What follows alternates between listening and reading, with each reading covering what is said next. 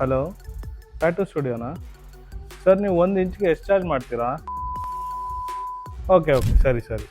Hello भैया, मैं एक डिज़ाइन बेचता हूँ, कितना रेट होता है बता सकता है क्या? ठीक है भैया। Hi bro, I want one full sleeve tattoo bro. I want now only bro. Tell me the price bro. I'll come now only. Tell me price. Hello brother, ನಾನೊಂದು ಫೋಟೋ ಕಳಿಸಿದ್ದೀನಿ. ಆ ಫೋಟೋ ನೋಡ್ಬಿಟ್ಟು ಎಷ್ಟಾಗುತ್ತೆ ಅಂತ ಹೇಳ್ತೀರಾ ಟ್ಯಾಟೂಗೆ? ಹೌದಾ?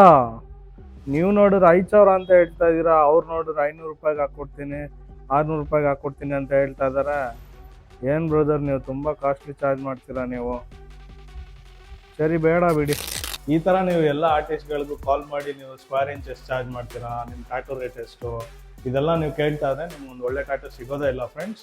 ನೀವು ಫೋನ್ ಮಾಡೋದನ್ನ ಬಿಟ್ಟು ಡೈರೆಕ್ಟಾಗಿ ಡಿಸೈನ್ ಎತ್ಕೊಂಡು ಹೋಗಿ ಆರ್ಟಿಸ್ಟ್ ಹತ್ರ, ಅವ್ರು 100% ಕಡಿಮೆ ಮಾಡೇ ಮಾಡ್ತಾರೆ.